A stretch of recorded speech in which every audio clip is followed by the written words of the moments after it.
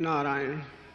संतों ने मनुष्य को जागृत संदेश दिया है। पशु को जगाना नहीं पड़ता, मनुष्य को जगाना पड़ता है।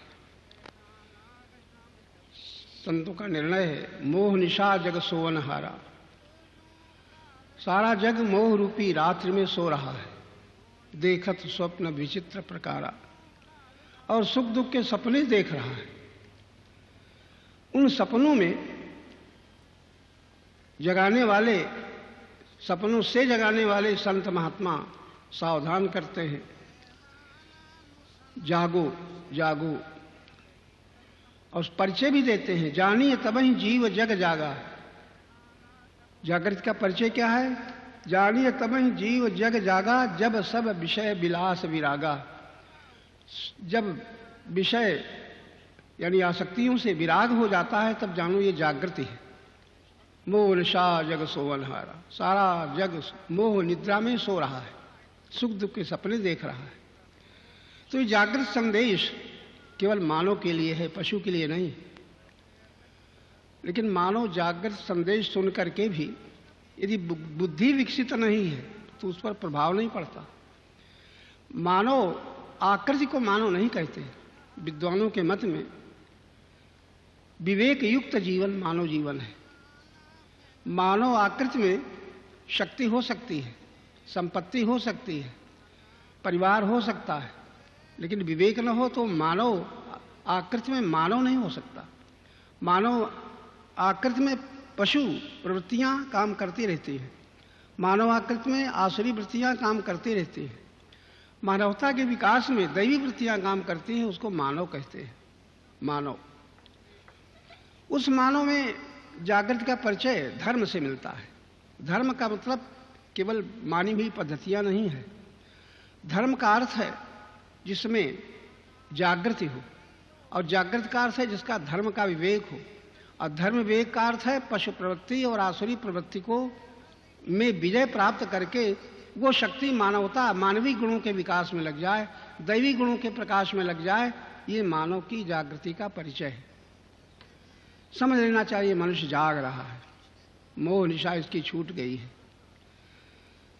तो संत जागृति संदेश देते हैं। हम लोग यदि जाग जाए, जागे न होते तो यहां ना आते, जागे न होते तो ये परमार्थ है, अपने जीवन के परम हित का संदेश न सुनते। लोभी नहीं जागता, मोही नहीं जागता, अभिमानी नहीं जागता, कामी नहीं जागता। इनके परिणाम में दुख का दर्शन करते हुए जो मानव गुणों के विकास का, दोषों के नाश का प्रयत्न करता है वो जागता है। और गुणों का विकास अथवा दोषों का नाश केवल विवेक से होता है। वो विवेक संत का निर्णय है, होई विवेक मोह भ्रम भागा। और बिन सत्संग विवेक न होई, संतों के संग बिना विवेक नहीं होता। तो संत का मतलब केवल वेश नहीं है। संत का मतलब जो सत्य से मिले हुए भक्त हैं। भक्त का मतलब मंदिर जाना मात्र नहीं है। भक्त का मतलब जो भगवान से जिनकी, परमात्मा से जिनकी भिन्नता मिट गई। भिन्नता, सत्य से भिन्नता के मिट जाना ही भक्त होने के लक्षण है। संसार में अपना कुछ न मानना ही मुक्त होने के लक्षण है। मुक्त वही है जो संसार में अपना कुछ नहीं मानता। और संसार में जो अपना कुछ नहीं मानता उसमें फिर लोभ क्यों होगा, मोह क्यों होगा, अभिमान क्यों होगा? दोषों की निवृत्ति ही जागृति का परिचय है। और ये दोषों की निवृत्ति विवेक से होती है। विवेक संत से होता है। कब? जब बुद्धि शुद्ध होती है। शुद्ध बुद्धि के लक्षण हैं जो संसार में अपना कुछ नहीं मानता, सब कुछ भगवान का जान करके, मान करके नहीं, अपना कुछ नहीं मानता। कब? जब भगवान का सब कुछ जानता है, भगवान को ही अपना सर्वस्व मानता है, तब उसके अंदर ये मोह, लोभ, अभिमान आदि नहीं रह जाते। हमें जो परमात्मा से प्रेम मिला है, प्रेम और ज्ञान और शक्ति, तीन चीजें परमात्मा से मिलती हैं। अहंकार अपनी माने बैठा है, यही अज्ञान है। परमात्मा प्रेममय है, परमात्मा ज्ञानमय है, परमात्मा शक्तिमय है। उसी शक्ति से सारे संसार में ये सब क्रियाएं कर्म हो रहे हैं। उसी ज्ञान से समझ करके मनुष्य कुछ प्राप्त करना चाहता है। और प्रेम से तन्मय होकर के सुखास्वाद लेता है। सुख का स्वाद प्रेम से आता है और पदार्थों की प्राप्ति ज्ञान से होती है और उनका भोग शक्ति से होता है। शक्ति, ज्ञान, प्रेम, ये तीनों अहंकार अपना अधिकार जमाए बैठा है अज्ञान में, लेकिन है ये शक्ति परमात्मा, शक्तिमान परमात्मा की है। ज्ञान अखंड ज्ञान स्वरूप परमात्मा का है और प्रेम पूर्ण प्रेम स्वरूप परमात्मा का प्रेम है। ये हमारे साथ क्यों है? क्योंकि संत का निर्णय है, ईश्वर अंश जीव अविनाशी। ये जीव संसार का नहीं है, जीव परमात्मा का अंश है। ईश्वर अंश जीव अविनाशी, ये अविनाशी है, विनाशी नहीं है। लेकिन संत संग में विवेक न होने के कारण जहाँ तक मरने का भय है, ये देह का संग है। देह छूटती है, चेतना में कभी मृत्यु नहीं पहुँचती। चेतना को मृत्यु छू ही नहीं सकती। ये ऐसा विवेक जिसे हो जाता है, उसी का मोह भ्रम दूर होता है। मोह भ्रम दूर होने से ज्ञान और प्रेम दोनों बच जाते हैं। ज्ञान बच गया तो मुक्त हो गया, प्रेम बच गया तो आनंद में पहुंच गया। प्रेम से आनंद की अनुभूति होती है, ज्ञान से बंधन का, स्वतंत्रता का स्वाद मिलता है। हम कामनाओं से परतंत्र, हम जीव रूप में सांसारिक इच्छाओं, कामनाओं, वस्तुओं, व्यक्तियों से अधीन होकर के परतंत्र हो रहे हैं, केवल सुखासक्ति। बस हम मानते हैं हमें माता पिता, पति पत्नी, पुत्र, धन, संपदा, भूमि, भवन से सुख मिलता है। जहाँ तक हम कहीं अपने से भिन्न में सुख मानते हैं, तब तक हम विवेक युक्त जीवन नहीं बिता रहे हैं। जहाँ तक हमें अपना किसी से हमें सुख मालूम होता है, इसी से पराधीन है। गांव के लोग भी कहते हैं पराधीन सपनों सुख माही, पराधीन सपनों सुख नाही। लेकिन ये नहीं सोच पाते सब कि पराधीन बनाया किससे।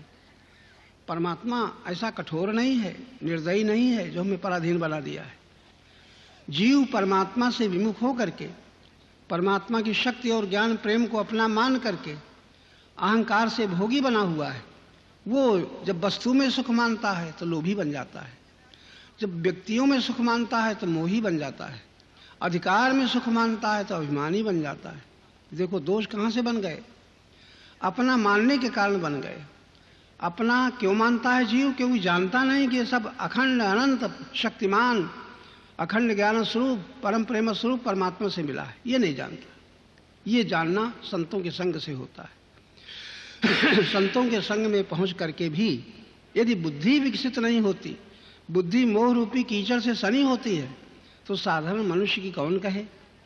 आपने कथाएं सुनी होगी, परम ज्ञान स्वरूप परमात्मा कृष्ण और महाधनुर्धारी वीर आत्मा अर्जुन, उनकी बुद्धि जब मोह से सनी थी तब भी उनको सत्य का पता न था, अपने कर्तव्य का पता न था। भगवान से ये तो कह देते हैं होश आने पर, शिष्यस्तेहं शाधिमांग त्वांग प्रपन्नम, मैं आपका शिष्य हूँ, मुझे उपदेश दीजिए। और फिर थोड़ी देर बाद कहते हैं मैं युद्ध नहीं करूँगा। अब ये शरण हुई। जो अहंकार शरणागत हो जाता है वो फिर अपनी इच्छा की पक्ष क्यों लेगा? लेकिन अर्जुन पक्ष ले रहे हैं। तब भगवान अर्जुन को थोड़ा हंस करके कहते हैं तुम पंडितों की से तो बातें करते हो, मैं त्रिलोक के राज्य के लिए भी बंधु बांधवों को मार करके युद्ध नहीं सुख चाहता। और ये जो कहते तो ये हो, अब मोह तुम्हें किसका है? मार करके तुम किसी को मारोगे, किसी को मारोगे, यही भ्रम है। प्रत्येक जीव मृत्यु के पथ में चल रहा है। प्रत्येक जीव के साथ संबंध होता है, ये संयोग है। और मृत्यु में संबंध का भी योग होता है। मृत्यु किसकी होती है? मृत्यु का मतलब अभाव नहीं है। मृत्यु में अभाव नहीं हो जाता, खाली शरीर बदल जाता है। तो भगवान अर्जुन से कहते हैं हंस करके कि तुम पंडितों की से तो बातें करते हो, जैसे बड़ा विराग है, बड़े त्यागी हो, बड़े परोपकारी हो, और तुम्हारा ये मोह क्या बता रहा था? मोह बता रहा है तुम्हें विवेक नहीं है। जो अपना नहीं उसे अपना मानते हो, और जो तुम अपना है उसे जानते नहीं हो। मानने और जानने में यही अंतर है। ज्ञान के प्रकाश में बुद्धि द्वारा जाना जाता है, अज्ञान में मन के द्वारा सुन सुन करके माना जाता है। बाल्यकाल से जो बालक ने सुना, माता पिता ने बताया बेटा ये तुम्हारा घर है, ये तुम्हारे माता पिता हैं, ये तुम्हारे बंधु हैं, ये तुम्हारे पड़ोस में शत्रु हैं, जो सुना वही मान लिया। बालक के पास बुद्धि तो होती नहीं, सुनता है मान लेता है। लेकिन बुद्धि के विकास होने पर मानने की ऐसी आदत पड़ जाती है कि बड़ी से बड़ी आयु होने पर वो मानना समाप्त नहीं होता। और जब तक मानना समाप्त नहीं होता तब तक मोह, लोभ, अभिमान, कामना का भी अंत नहीं होता। और जब तक इन दोषों का अंत नहीं होता तब तक कितना ही कुछ जीव करे, पूजा करे, पाठ करे, भगवान के दर्शन करे, तीर्थ यात्रा करे, लेकिन मोह, लोभ, अभिमान आदि दोषों का अंत नहीं होता। दोषों का अंत कैसे होता है? जब विवेक होता है। विवेक से ही मोह भ्रम का अंत होता है। मन में भ्रम है और बुद्धि में अविवेक है। तो मोह और भ्रम का अंत होने पर फिर प्रेम बच जाता है। वो प्रेम राग के बजाय अनुराग हो जाता है। अपने से भिन्न को चाहना राग है, और जिससे हमें प्रेम मिला है उसकी तरफ प्रेम को मोड़ देना अनुराग है। अनुराग शब्द बड़ा गंभीर अर्थ रखता है। अनुराग और राग, अपने से भिन्न वस्तुओं में, व्यक्तियों में राग होता है, और जो हमसे कभी भिन्न नहीं हुआ, जिससे ही हमको सब कुछ मिला है, प्रेम मिला है, ज्ञान मिला है, शक्ति मिली है, उसकी तरफ प्रेम को मोड़ देना अनुराग है। और अनुराग होने पर उसकी आज्ञानुसार करना, ज्ञान के अनुसार आज्ञानुसार करना, ये मुक्ति का पथ है। वही मुक्त होता है जो ज्ञान की बात मानता है। बंधन में वो पड़ता है जो ज्ञान की बात न मान करके मन से मान लेता है। मन से मान लेने पर ही मोह होता है, लोभ होता है, अभिमान होता है, कामनाएं बढ़ती हैं। यही संसार का रास्ता है, इसी में जीव बंधा हुआ है। हम लोग अगर मुक्त होना चाहते हैं तो ज्ञान में देखने की आदत डालें। पकड़ने की आदत तो बचपन से है। मेरा मेरा जहां तक कहते हैं पकड़ना हुआ। उस पकड़े हुए को जब ज्ञान में देखा तो पता चला है मेरा तो अधिकार अपने शरीर पर नहीं है। जब अपने तन पर अधिकार नहीं है तो दूसरे शरीरों पर हमारा अधिकार होगा, और जब दूसरों शरीर पर अधिकार न होगा और फिर अधिकार मानेंगे तो अहंकार तो पुष्ट होता रहेगा। इसीलिए अहंकारम बलम दर्पम कामं क्रोधं परिग्रहम विमुच्य निर्ममा शांतो। जो ज्ञान में देखते हैं वो काम, क्रोध, लोभ, मोह, अभिमान आदि से मुक्त होकर के शांत हो जाते हैं। पहले शांत होते हैं। शांत होने पर बुद्धि के द्वारा अखंड ब्रह्म तत्व का, व्यापक तत्व का ज्ञान होता है। तभी गीता में भगवान कहते हैं ब्रह्मभूता प्रसन्नात्मा। उसकी प्रसन्नता दूसरे पर निर्भर नहीं होती, अपने आप में आनंदित रहता है। ब्रह्मभूता प्रसन्नात्मा न शोचति न कांक्षति। न वो गए हुए का शोक करता है और नहीं मिला है उसकी न कांक्षा करता है। ये है ज्ञान का परिचय। जो शोक करता है वो ज्ञान में नहीं है। ये मिल जाए ऐसी कांक्षा करता है वो भी ज्ञान में नहीं देखता। ज्ञान में देखता तो जो मिला है वही छूट जाएगा, और मिलेगा तो क्या रह जाएगा। लेकिन संसार के लाखों प्राणी कुछ पाना चाहते हैं, और जो मिलता है तो उसे बचाना चाहते हैं। ज्ञान एक तरफ, गीता रामायण के पाठ एक तरफ, लेकिन जब तक कुछ पाने की कामना है सुख के लिए और मिले हुए को बचाने की कामना है, तब तक ज्ञान में देखना नहीं आया, पकड़ना आ गया। मेरा मेरा है वो बना रहे, और जो मेरा नहीं है दूसरे के पास है वो मेरा हो जाए। ये तृष्णा, ये राग, ये अभिमान जीव को बांधे हुए है। होए विवेक मोह भ्रम भागा।